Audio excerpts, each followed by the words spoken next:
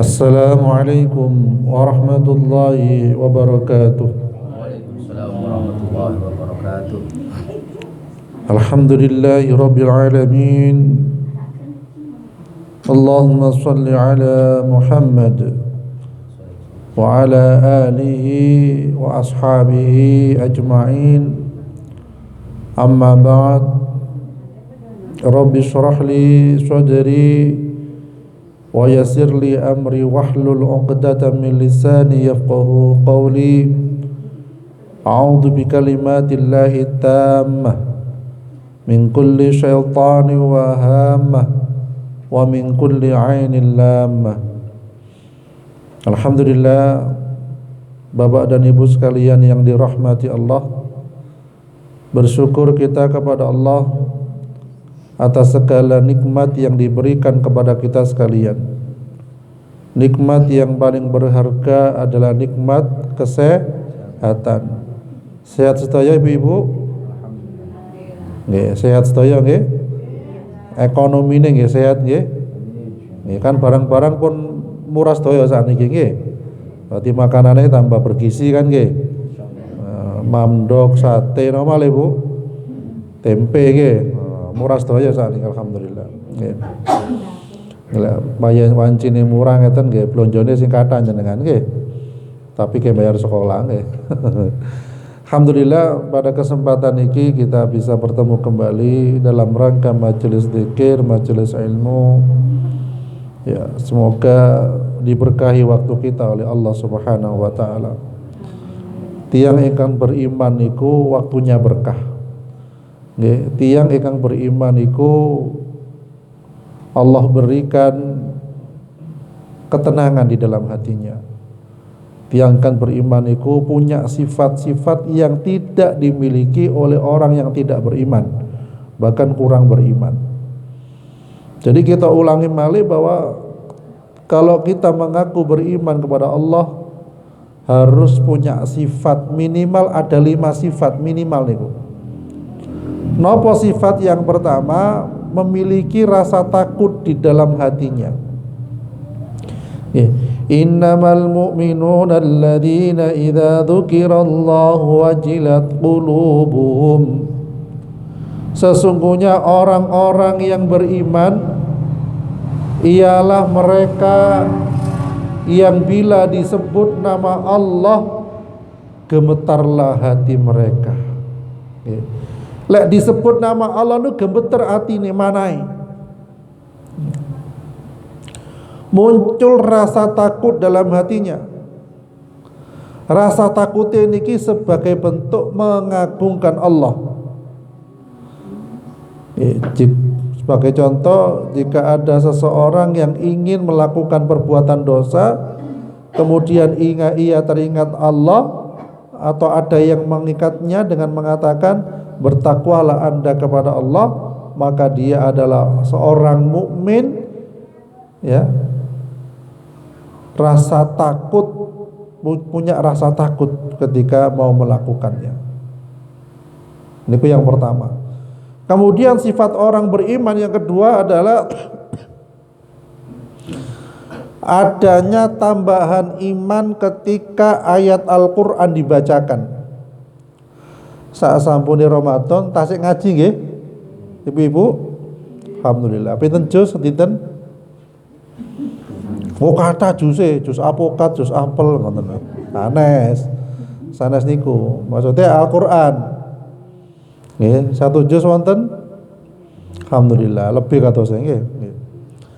Jadi adanya tambahan keimanan ketika ayat Al-Qur'an dibacakan.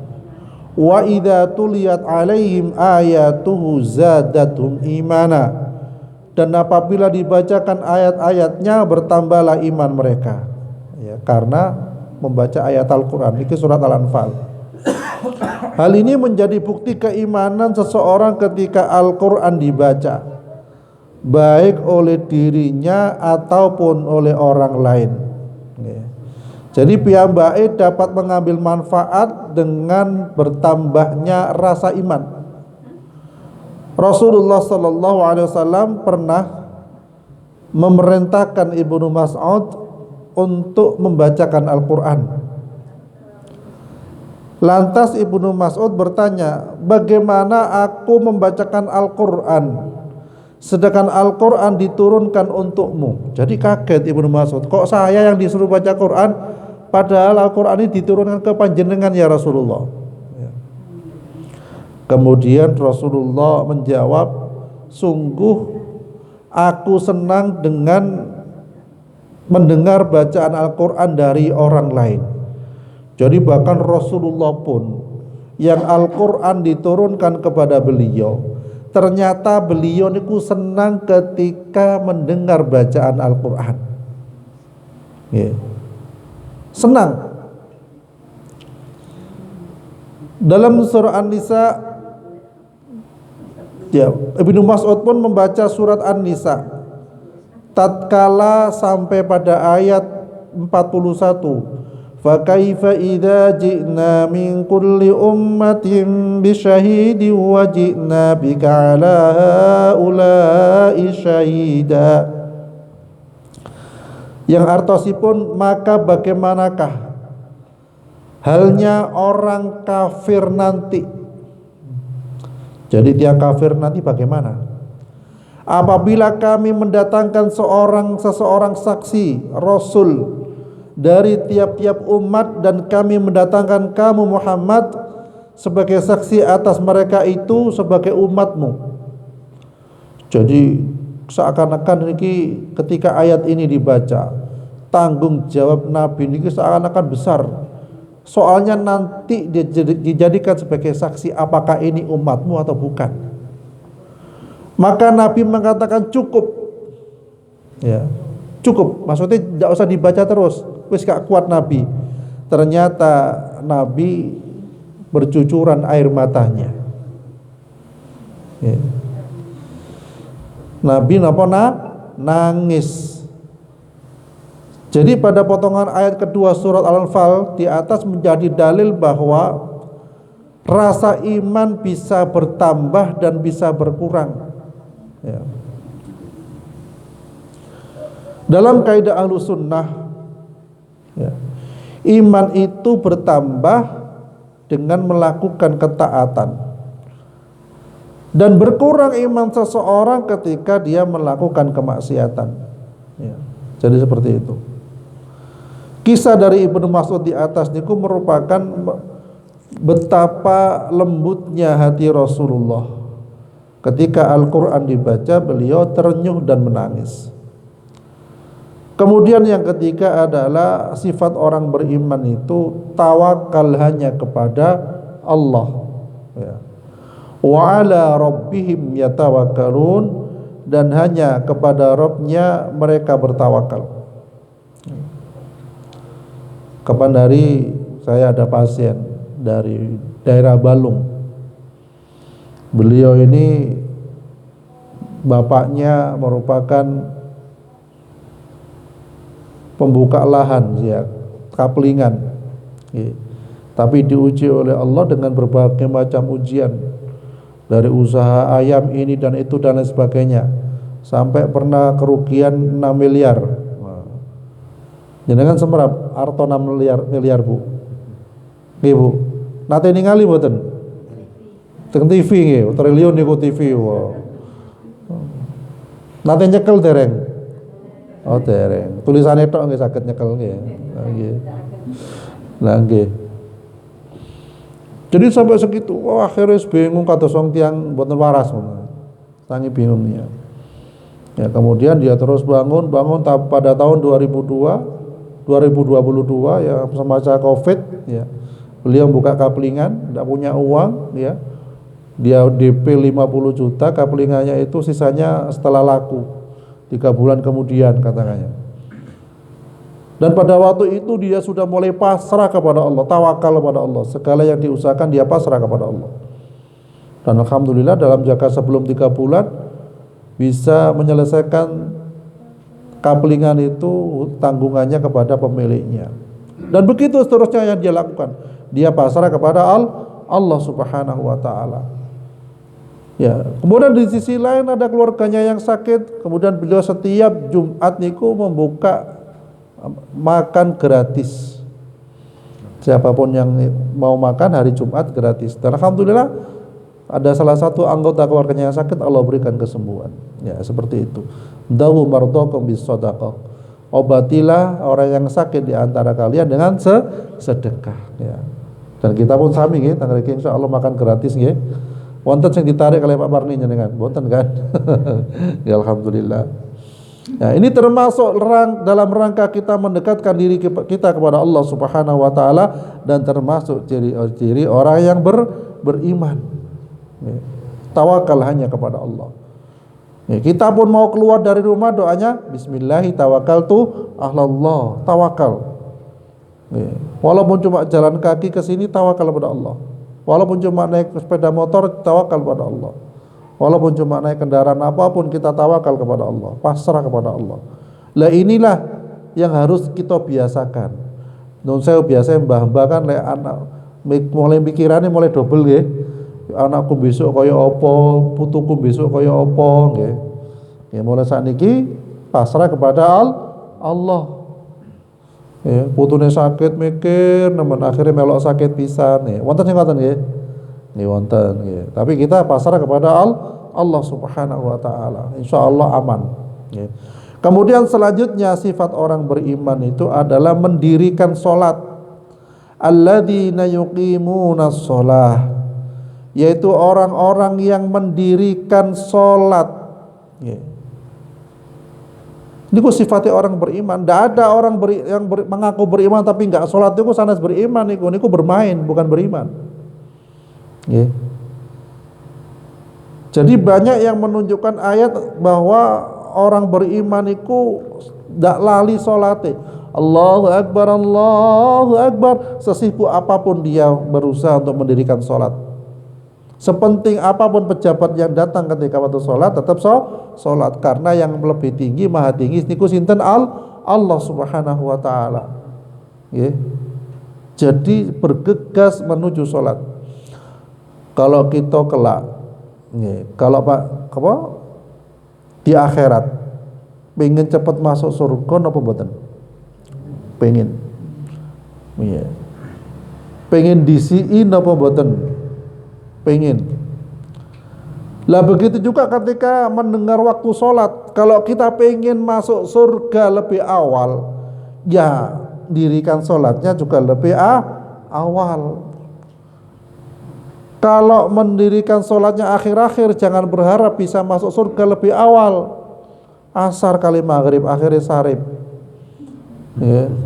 Sarib, ya. Asar maghrib gandeng. Apa? Oh, kalau dhuhur asar maghrib terakhir tuh sarib. Ya. Kalau subuh terakhir sudul sarib. Ya. Jadi ngoten. Kalau pengin masuk surga lebih awal nggih, ketaatan kepada Allah lebih awal. Niku sifat orang beriman. Kemudian yang selanjutnya yang keempat adalah senang berinfak. Nggih. Sifat orang beriman itu apa? Senang berinfak. Wa mimma razaqnahum yunfiqun, dan yang menginfakkan rizki yang kami berikan kepada mereka. Niku sifatnya orang beriman. Infak niku memang berat, sedekah itu memang berat, tapi niku adalah celengan kita di akhirat. Bahkan ketika seseorang sedih, gundah gulana, sumpek, kurang bahagia, niku dianjurkan berinfak, bersedekah kepada yang tidak mampu. Insya Allah Allah akan berikan kebahagiaan. Ada seorang ibu-ibu yang kehilangan anaknya, kehilangan suaminya. Dia sebatang kara, sampai keluar rumah sumpek, tidak tahu harus kemana dia. Sumpek seakan-akan mau bunuh diri. Kemudian dia pulang dari perjalanan ke rumahnya.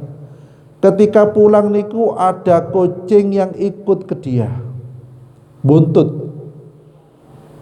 melok teng griyane, buntut sampai ke dalam rumah ikut dia.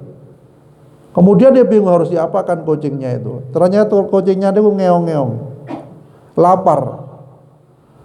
Kemudian kucingnya oleh ibu ini diambilkan makanan, Dan ketika si ibu ini ngasih makanan pada kucing, tiba-tiba dia bisa tersenyum. Sebelumnya sulit tersenyum. Oh, kok iso nguyu aku? Kok malah seneng hatiku? Kok malah bunga? Kok malah seneng ketika sudah ngasih makan kucing? Akhirnya yang terjadi, dia berusaha membahagiakan dirinya dengan ikut dalam barisan bakti sosial kepada masyarakat.